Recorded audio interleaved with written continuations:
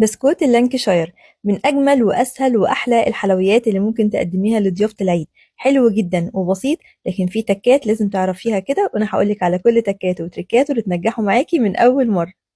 يلا بينا نسمي الله ونصلي على الرسول عليه الصلاة والسلام، ونبدأ في الوصفة بتاعتنا. أول حاجة معايا نص كوباية من السمنة بدرجة حرارة المطبخ، كمان حطيت عليها نص كوباية من السكر البودرة، وأنا استخدمت هنا كواليتي تارجت. وبدأت إن أنا أحط النص كوباية دي وأخلطها مع السمنة كويس جدا جدا لحد ما لون السمنة يبدأ يبقى فاتح معايا. هي شوية لونها أصفر دلوقتي، فتحت معايا مع الضرب. بعد كده حطيت بيضة بدرجة حرارة المطبخ ونقطتين من الفانيليا، وابدأي برضو اخلطي البيضة دي مع السمنة كويس جدا جدا لحد ما تختفي المعالم بتاعتها خالص. احلى حاجة في وصفة النهاردة ان ما فيهاش اي جهاز كهربائي خالص، انت بتستخدمي المضرب اليدوي. بعد كده حطيت بقى بطل الوصفة بتاعتنا النهاردة وهو النشا، حطيت نص كوباية من النشا، وبدأت ان انا اخلطها كويس قوي قوي لحد ما اختفت برضو تماما. وبعد كده حطيت رشة من الملح وربع معلقة صغيرة من البيكنج باودر، وانا استخدمت هنا كواليتي تارجت. ولازم تستخدمي هنا ربع معلقة بس مش اكتر، علشان خاطر ما تضيعش معاكي او تتنفخ معاكي البسكوتة اكتر من اللازم. بعد كده نزلت بالدقيق، والدقيق هنا كان مقداره كوباية ونص من الدقيق. وابدأي بقى انزلي بيه واحدة واحدة، مش دفعة واحدة. تمام، يعني انزلي الاول بكوباية، والنص كوباية اللي فاضلة دي ابدأي انزلي بيها بالتدريج زي ما انت شايفيني بعمل كده. وطبعا هنا احنا مش بنعجن، احنا باطراف صوابعنا بس بنلم العجينه. شايفين بقى العجينه بقى معايا ما شاء الله حلوه ازاي؟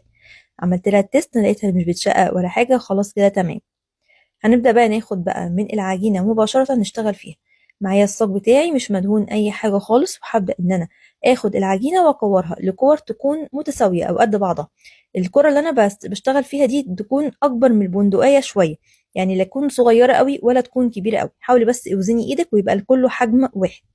عايزه اقول لكم ان ما شاء الله كوبايه ونص من دي طلعوا معايا كميه حلوه جدا من البسكوت. هندخله بقى على فرن سخن على درجه حراره 180، شغال من تحت بس، ما تشغليش بقى لا فوق ولا تشغلي مروحه. دي التركه بتاعته عشان ما يشقش معاكي، بيبقى شغال من تحت بس فقط لا غير. اول ما طلع معايا من الفرن شايفين اخد لون ذهبي من تحت بس، البسكوته كده بقت جميله ازاي. خلاص كده هنطلعه على طول، ونبدأ بقى نشتغل في التزيين. هنا انا زينت بمربى مشمش، لزقت كل بسكوتين مع بعض، والمربى اللي استخدمتها النهارده كانت من كواليتي تارجت. هبدأ دلوقتي ان انا ألزق بكمية كبيرة علشان خاطر انا عايزاها تطلع من على الجناب، واللي بيطلع ده اروح جاية حاطة في السبرينكلز اللي هو الملون ده، او لو عايزة تحطي جوز هند او لو عايزة تحطي مكسرات براحتك. يعني انا دي حاجة ترجع لك انتي التزيين. تمام، اهم حاجة انت لزقها بالمربى، وشوفي بقى انت عايزة تعملي ايه بعد كده.